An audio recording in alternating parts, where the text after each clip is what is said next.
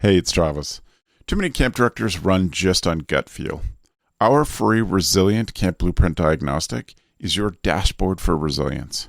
Take it today at camp.mba/Travis. Again, that's camp.mba/Travis. This is CampHacker. Come find our show notes and our blog for camp directors and leaders at camphacker.tv. Good day and welcome to the podcast. This is CampHacker episode 129, recorded on the 13th of May, 2020. On today's show, what will camp look like in 2025? This CampHacker podcast is sponsored in part by RadTags. Designed by a former camp owner and director, RadTags is about connecting people to who they are, the camp they love, and the accomplishments they experience there. RadTags bracelets and tags help your camp community stay connected to their happiest place. Find out what RadTags has to offer your camp at zoic.ca/rad. RadTags. Be and be known. Also, if you've gotten even one good idea from the CampHacker podcast, and we certainly hope you have, we'd be super grateful if you left us a review. It's really easy. Just head to ratethispodcast.com/camp, and it'll get you started from there. Thanks for lending your awesome out, Camp Mavericks. We hope you enjoy the CampHacker show. Hello, Camp Pros, and welcome to the CampHacker Podcast. My name is Travis Allison from Go Camp Pro and CampMavericks.com. Hi, my name is Dan Weir. I have over 20 years experience working in camping. I work for YMCA of Long Island, overseeing our day camps, and I've worked in overnight camping for quite some time too. And my name is Gabrielle Rail, and I'm one of the camp directors at Camp Waro. And Camp Waro is an all-girls camp in the Laurentian Mountains. My name's Joe Richards, and I'm with Pierce Williams Summer Camp and Retreat Facility, and we're part of the United Church Canada camping movement. Welcome back to the whole team. Nice to have everybody here. We're recording this on the 13th of May, and our warm-up chat, we all decided that we're had enough of talking about COVID for the moment. So we're going to think about the future. And so our challenge to each other was, what is camp going to be like in 2025? Summer of 2025, what's camp going to be like? And I'll open us up and say, as sick as we are talking about COVID, I think it will still be impacting camp. Hopefully, to my mind, what that means is that we learn some good lessons that are applicable in case of emergency, that we are better prepared for stuff like this, big business interruptions as an industry. We're obviously woefully unprepared for that as a whole. Some camps were ready and just changed modes, and away they went. And I think that a lot to admire there. But I think that there are going to be some positive and negative effects that do carry on. But my hope is that the one thing that camps really take away and are really, really applying in 2025 is a stronger sense of connection between the time that kids and staff leave camp at the end of the summer until the next season. I think that that is one thing I hugely admire that camps have been doing, is really focusing on their online community, really serving their camp families. And I hope that carries through. I think there's a huge potential. And it also just makes our job easier. As a person whose job is to fill camp, I think it makes our job easier to have that constant connection, a much stronger connection to our families and our staff and our kids between seasons. Dan, do you have a feel for 2025? Yeah, it's funny. I was on a Zoom call yesterday with coworkers, and I find at the end of the day, the Zoom calls get more negative towards the end of the day. It's just our minds, right? And I tried to boost them up at the end, and I really think a silver lining in 2025 is going to be that parents' expectations of camp are going to be completely redefined. I think that, I don't know how to phrase it the right way, we as an industry got into a contest of who could have the bigger zip line and who could have the wackier inflatable. And we just got away from what this experience is. And I think parents need us to teach social skills. I think parents want us to keep their kids safe. And I think you don't need a lot of money to do that, right? Like, you need some good communication, need some tight procedures, for lack of better words, on keeping the camp safe in all aspects, right? but I think that we're going to see this need for youth like we haven't seen before in terms of wanting people to just connect. And we're going to see that really demand from parents. So I think we're going to see registration through the roof. I think it's, all those sorts of things that work in that channel. I think that to think that the camp experience is going to be null and void or be disconnected because virtual because people want that's not the case. We're even finding in our own surveys of just several weeks that most people don't just want the virtual experience. They really just want that as a whole. Yeah. How about you, Gabz? I definitely think about connection, and I definitely think about our community, our alumni, and bringing in people and making roles for people that we never thought we could make for certain people. I think coming together as a community, for us to survive this, we're going to have to come together as a community, and we're going to have to pull those individuals in. And I think it can lead to something very, very positive. And I think that as an industry, we're going to have to get a lot better at talking about the good that camps do for children and for young adults. And I think that it is, I think it's difficult for camp directors. I think not everybody has a marketing mind, but I would say most camp directors that I've met are fairly good storytellers. And I think that my hope is that with this, it's going to push us to talk about the importance and the value, and in the form of a story, in the form of what we do, so people can connect with it, through their hearts, and then show it. Obviously, statistically, always important to back it up, but we're just going to have to get better at it, and not just ourselves, but train our staff and even our campers on the value, and then extend that, of course, to our governments, so that our industry is not something that will be wiped out by this pandemic. Yeah, that makes sense. Joe?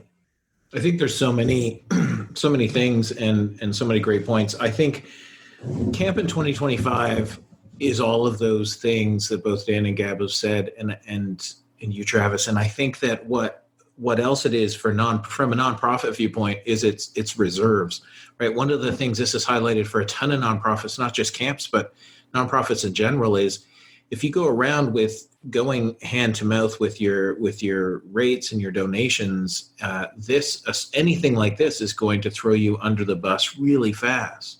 And so I think that building reserves, more fundraising, more of the stories for that fundraising as well, Gab, right?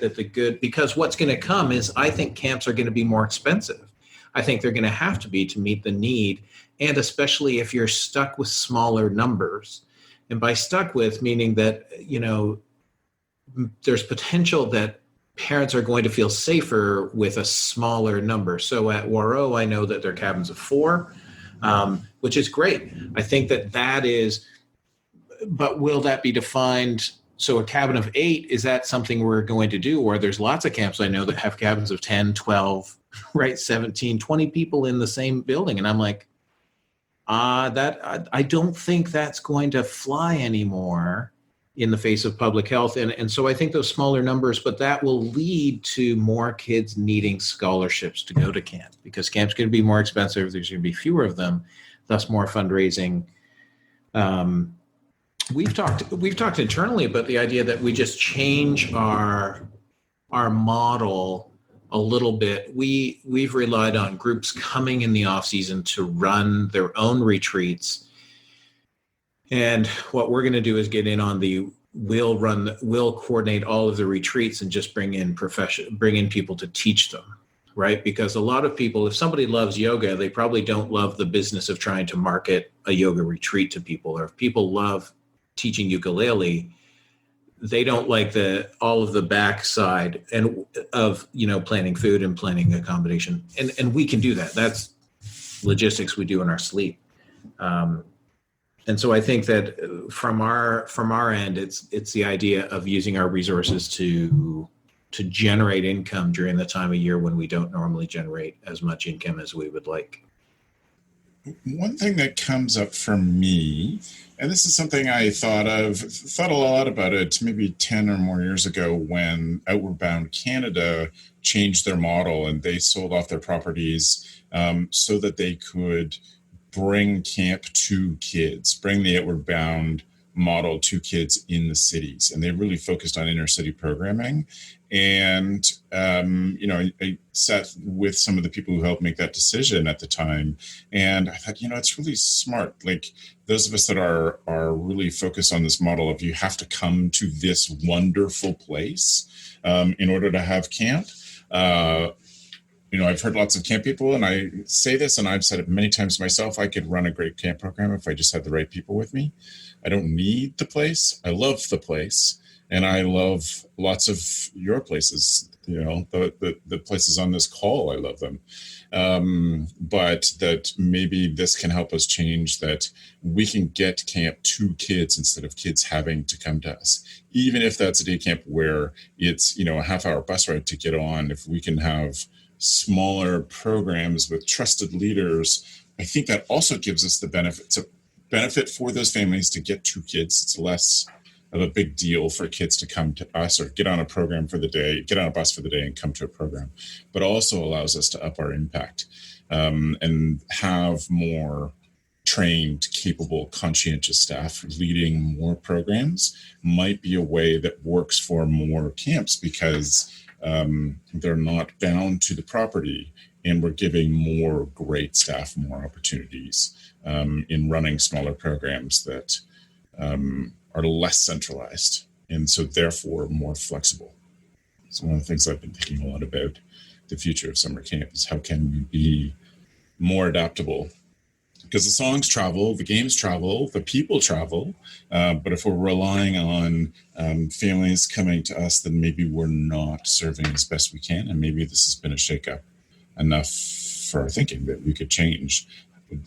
If our goal is to serve families and get kids those developmental things that camp does so well, maybe we can get more creative between now and 2025. And I think that I feel like it, that really frightens people, I've mentioned a couple of times our camp is coming close to 100 years, but what am I serving if we're not there at 104? What are we doing? And I think that there's no harm in daydreaming. There's no harm in bringing a couple of people together and chatting about what if, and really connecting it to your mission and connecting it to, how can you expand? But getting creative, I think, is what's going to be necessary to survive. There's certainly going to be some camps that won't have to budge. They won't have to change very much. And they're going to be okay. But I think for the majority of organizations, we're going to have to ask those scary questions. But just daydreaming and asking, if you're scared of that, then it's okay to be scared of it, but go through it anyways. Go do the exercise, because at one point, we're being faced with it, right now. And there might be some miraculous, wonderful things you're going to find at the other end of that journey that is going to be able to reach youth and your young adults and training them and bringing quality programming to our campers. What is our mission? What are we trying to do here? And I think we're very skilled at doing that. We can be very creative. But I remember, Travis, you talking about, I think if we don't do that, you're also putting your organization and your kids and your staff at risk.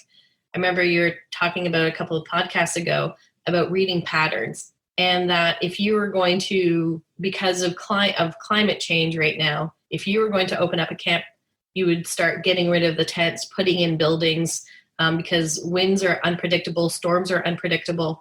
The reality is that things are shifting, things are changing, and so as an industry, we're going to have to be creative. We're going to have to read those patterns, and we're going to have to go through the exercise of connecting to our mission and pushing ourselves outside of what we did 20 years ago, 25, 30, 40, 100 years ago. And they change. My camp is definitely not the same camp 100 years ago. No, don't let's not fool ourselves. We've been changing. So, we have to get out of our own way and ask these tough questions, and you might be pleasantly surprised what you find on the other end. And I'll get off my soapbox now. Good soapbox. I like it. I got a story. When I was working at Frost Valley, we really wanted to break into this one neighborhood. We had a good following, but we didn't have a great following there. And we basically decided to rent a local facility, a local camp, and we ran an overnight camp program at this day camp. And we did it. We brought our staff. We rented the place for the night, and it was great. We had like 40 kids turn out, and we had almost all new kids. We didn't know the kids. We knew the staff, but it was almost all new kids. It was through a local Y that we partnered with. And we got a number of those kids to transition into being our full-time campers, So when I look at Camp Cincinnati does this model really well. What they do is they do every week, Gabz nodding as a fellow Bocelli, every week they do what's called Kids Club. They have a club that kids can basically gather with some mentors. They meet weekly. And then at the end of the year, you get to go to camp if it's your first time. If it's not your first time, you're just part of Kids Club. Like there's a million models that kind of use this. Let's go to your neighborhood and then let's pull you back to our property. And there's hybrids that can work here. You just got to be creative. And it's about knowing your culture, and culture is staff. Like at the end of the day, culture is not that zip line. Part of it might be your property and reflecting. Like that is a huge part of what Frost Valley is. It's like this green wall and staring at it, and it's amazing. Green wall being the forest, but you'd be surprised how much of it goes back to just your staff, and keeping that culture intact. That one of the saddest parts of what's going on right now, I've heard, is you might lose a group of CITs if you don't develop them the right way. That's the part that breaks my heart the most in terms of our industry. But I still think you could still develop them and be creative, and we just need to figure out how to do that as a whole. I just want to comment one other thing. Joe was talking about cash flow. You want a good story to read. The book Shoe Dog is the story of Nike. Regardless of your opinion of Nike and what they do, it's the narrative of how Nike started. And it actually tells a really great story about cash flow. So if you don't have an MBA, or if you got in this because you were really good at singing songs, you want a book to read right now, I highly recommend the book Shoe Dog. It's by the Nike CEO or former CEO. And it reads really well. But it's a good history. And it is purely a story about cash flow and how Nike was bootstrapping it and crazy stuff. But yeah, it's a good illustration of why cash flow is important. Yeah, I think that in the end it does come down to that community, right? And the staff and the reputation, because you can run camp anywhere if you have amazing staff and that community. And this is one of the things growing up. Growing up in the United Church camping system in Canada, you start to become staff at 16. And I remember when I became full-time staff for the first time at Canadian Adventure Camp, and you had campers who were 17 and 18 years old. And I was just like, I was a third year staff member by the time I was that old. And what it showed, and I think what we might lean back to going is the importance of developing staff to weather a storm like this or like anything in their lives. Right? Developing that resiliency and growth mindset in our staff will help your organization move forward. Because if you're going to pivot or be forced to change, you're going to need your staff to be like, oh, that's okay. This goes back. So Mike Sladden at Pathfinder many, many years ago, and he might not remember this, but he said one of the things after he bought Pathfinder was he would stand up and do his morning meditation with them. And he would always, like the second or third day in, he would do, of every session, he would do this morning meditation on why change is part of our culture. And what it does as a new camp owner is it slowly tricks your staff and your campers into believing that any change that is made, well, we're just going to roll with it because it's part of our culture. versus the camp I was at the time, the Taylor Staton camps, where change was certainly not part of the culture, because 80 to 90 years in at that point, you're sort of, this is the way we do it. And I think that if this is going to teach us anything, it's going to teach us to be adaptable. And I think in 2025, we're going to get staff who, I think our staff cohort will change as well, right? The reason people come to camp is going to be for that community and for growing more resilient as we go forward. I've always said it, that I would always hire someone who grew up at a camp with nothing and was a staff there than a camp that had high ropes and sailing and canoeing and kayaking. Because you know what you do with a camp that has nothing? You do a lot of programming and creativity and all of those things. You don't rely on the sailing program or the pottery program or the paddle making program. What you're relying on is somebody literally we had a session growing up at camp called Anything Goes, which I talked our program director into, and it was literally 3 of us as program people taking a turn each week, and you would just run a session about whatever you wanted. And so it could be button hunting in the mud forest, right? And you would hide buttons and create a mud puddle and people, right? Or it could be anything, because anything goes. And it was our way of dealing with the idea that that you need to keep people engaged any way you can. So I think that going forward, I think that we'll see a lot more of the small things counting more, right? It's just the way we act and do and interact with people, that community. And I know you've got something to say, but Joe, I want to jump on Anything Goes session. Mm-hmm. One of the best sessions I ever led as a camp counselor in a individual choice period, we used to call them choose your own adventure periods, was invisible skateboard tricks. And that turned into a 2-year obsession for those kids who did invisible skateboard tricks with me. And my friend Sam. And it was in talent shows. It was super popular from week to week. But yeah, it's just use your brain, make it up, go down. All right. So this is a funny story. I was on one of those hiring trips.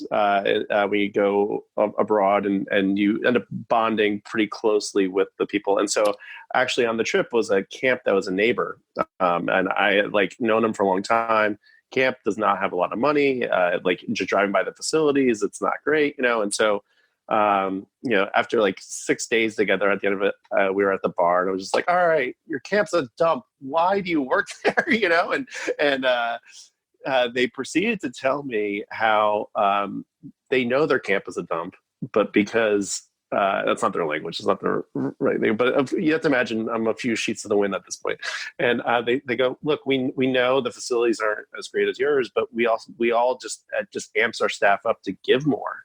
And I had this moment of oh wow, it was it really was they took such a huge pride in trying to overcome the challenges that they had that actually brought the staff together.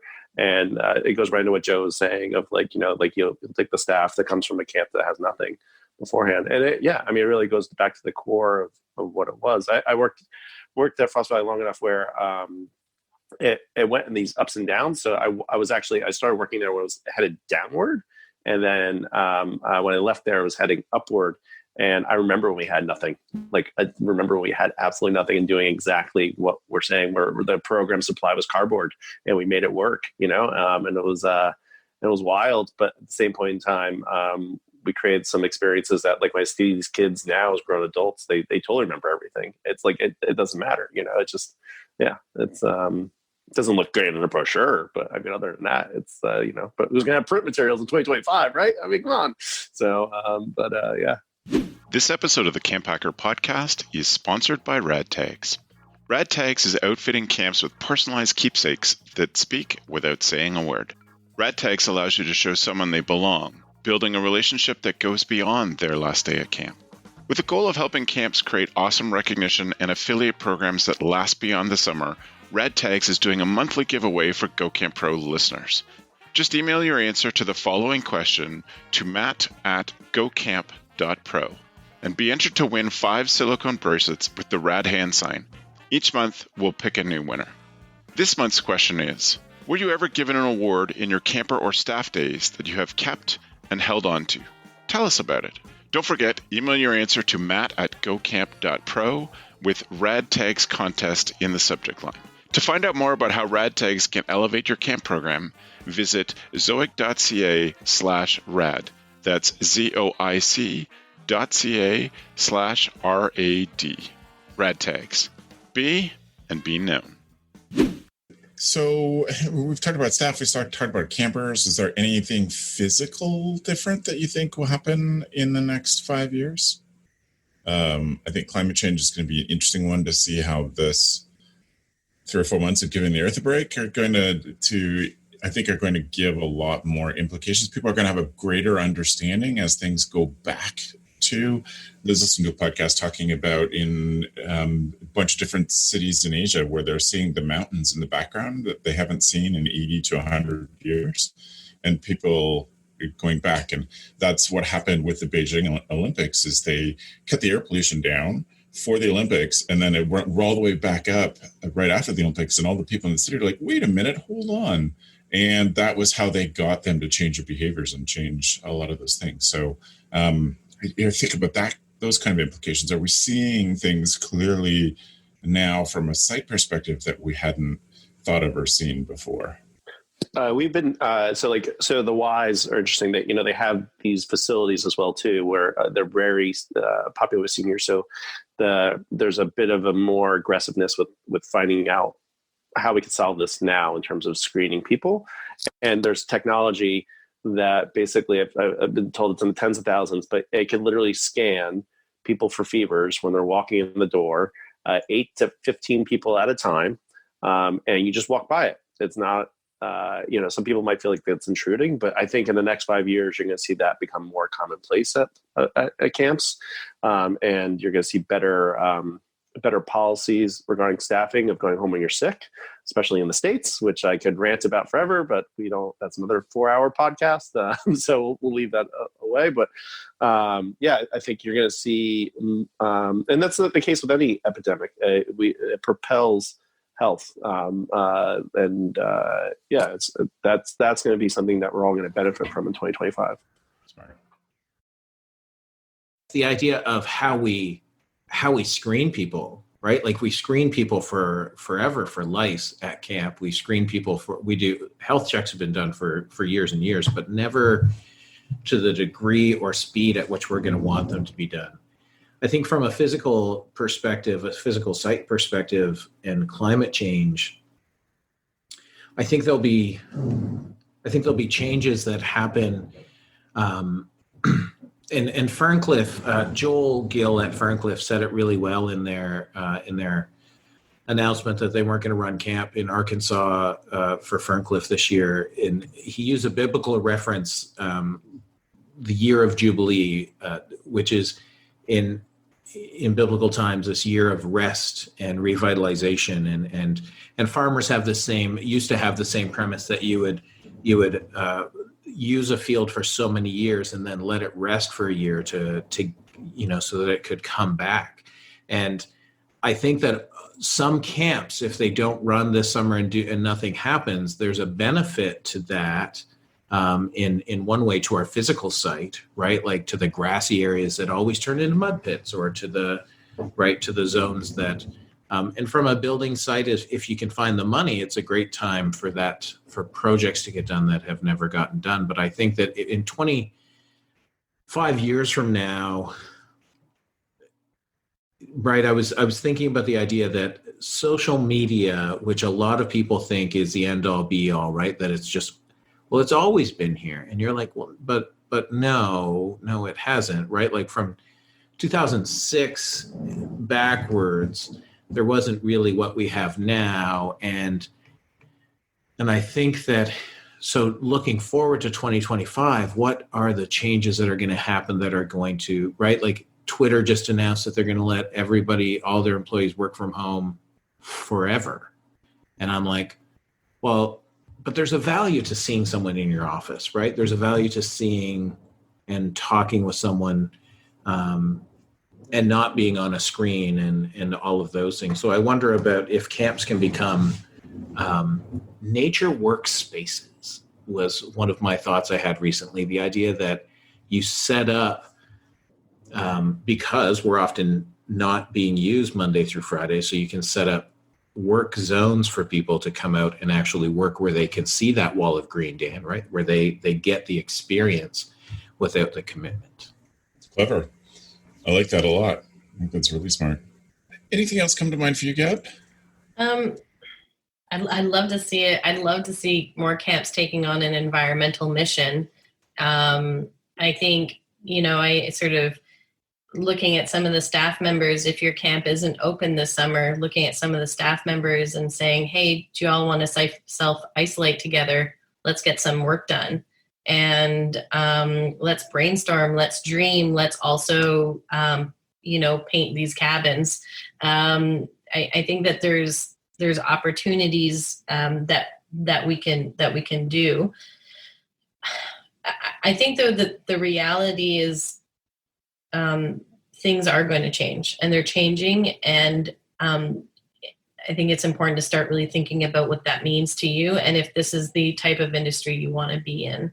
And it's okay if you don't want things to change. Maybe this is no longer the right space for you, and that's all right too. But things are changing, and we have to adapt to them, and that's not bad. But it's going to take time. It's going to be tough, and if you have an opportunity of bringing your team together for 3 weeks, and that's social isolation, and nobody leaves, and you have the food already, then maybe you can do some dreaming, and you bring your staff in that conversation as well, and you can really sort of create a rise of the phoenix type situation. And I think that's possible, and I think that camp people are extremely creative and very resourceful. So I'm interested in seeing where camps are going to go after this summer. And that, Gab, is a perfect wrap-up space for this discussion. Thank you. So if you're just joining because the topic interested you and you're listening to CampHacker Podcast for the first time, you may not know about our Tool of the Week. Tool of the Week.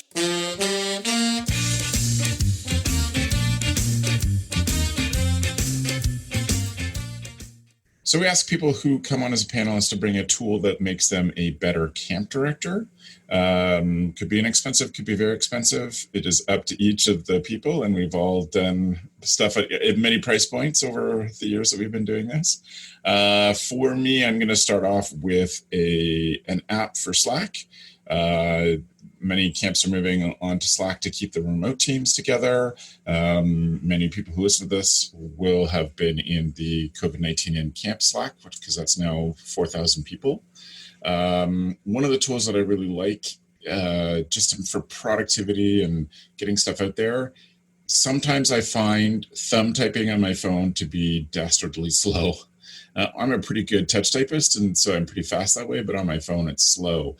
I love an app that is brought to a company called TalkTalk.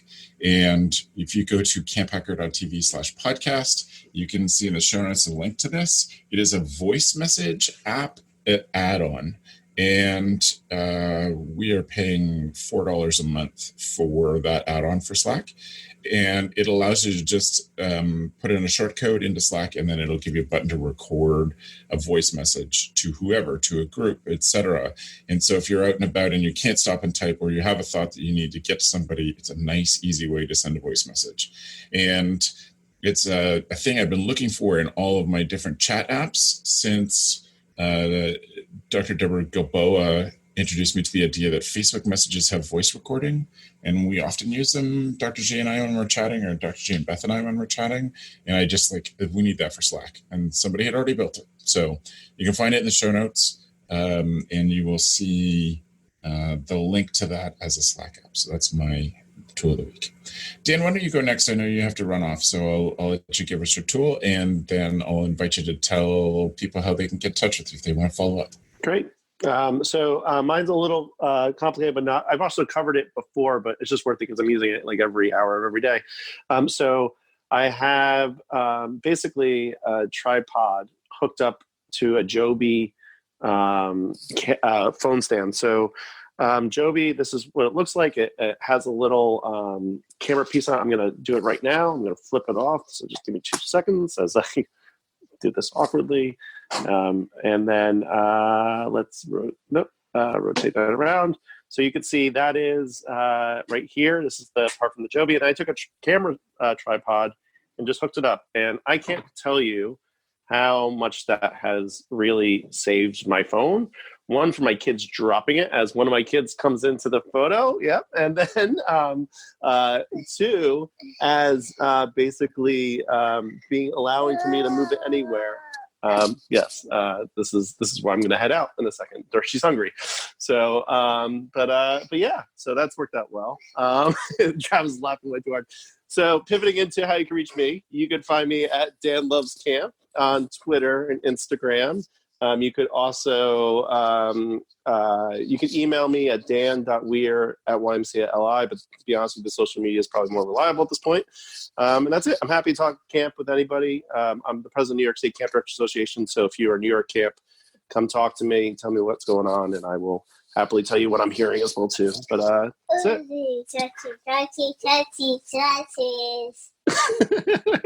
Talk to you later. Thanks, Dan. That was awesome. Thanks, Dan. Gab, what's your tool?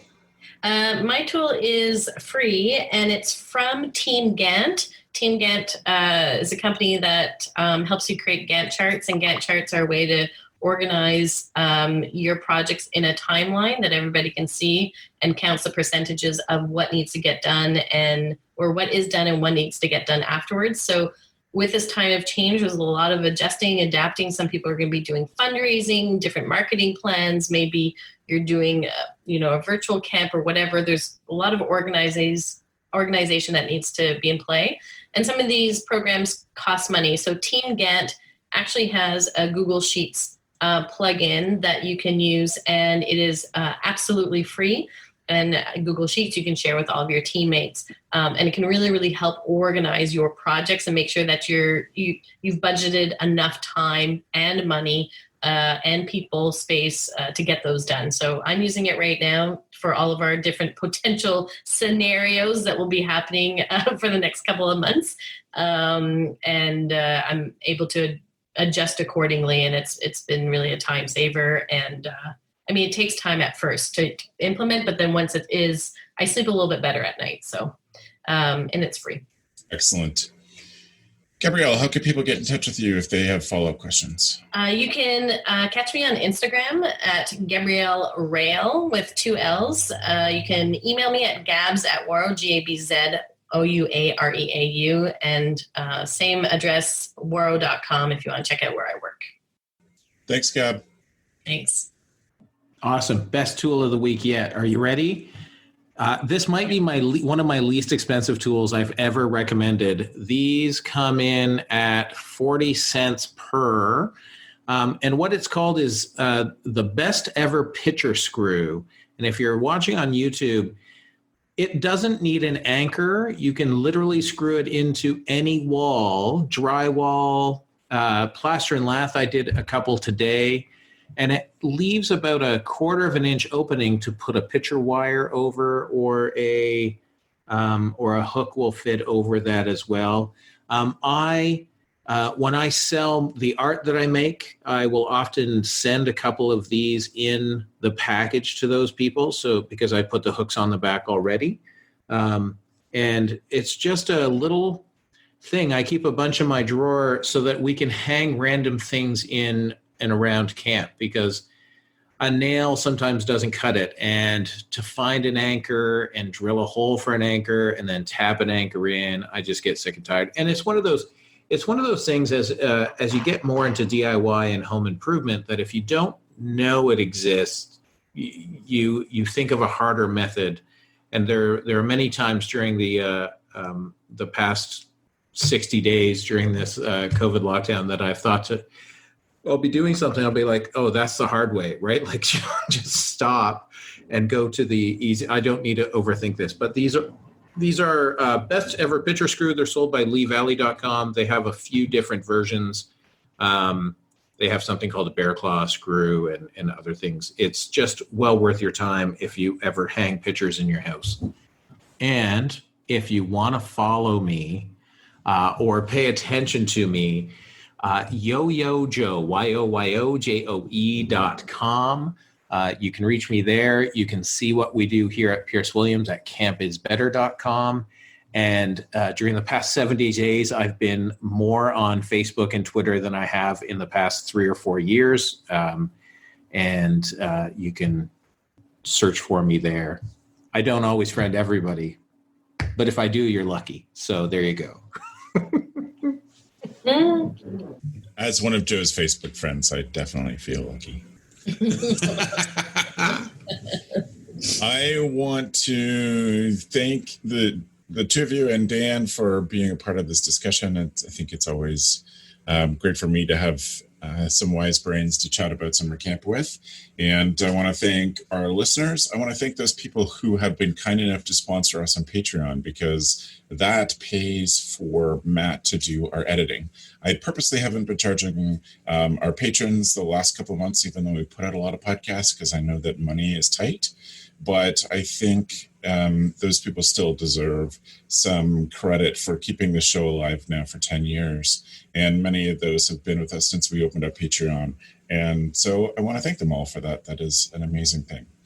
One other thing, if you're interested in making a switch to virtual camp programs, if you've made a decision you won't open up this summer and you want to think about virtual and what you can do, then I would encourage you to find the show notes and click on the link there, or go to zoic.ca/notcamp and check out the program that we've created for people to give them a head start in getting their camp programs going.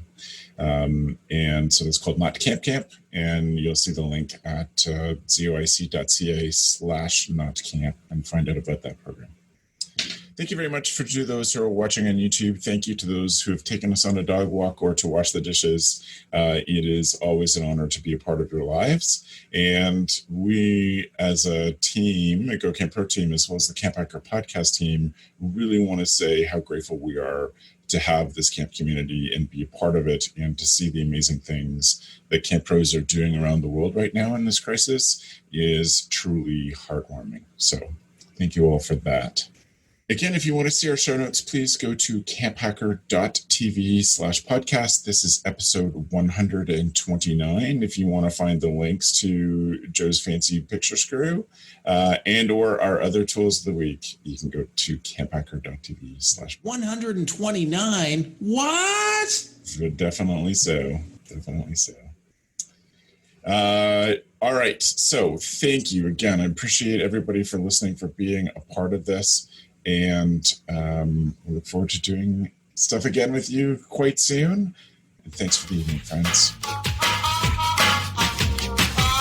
The CampHacker Podcast is brought to you by Beth and Travis Allison, summer camp leadership training and marketing consultants. Thanks for listening. CampHacker, bringing your world.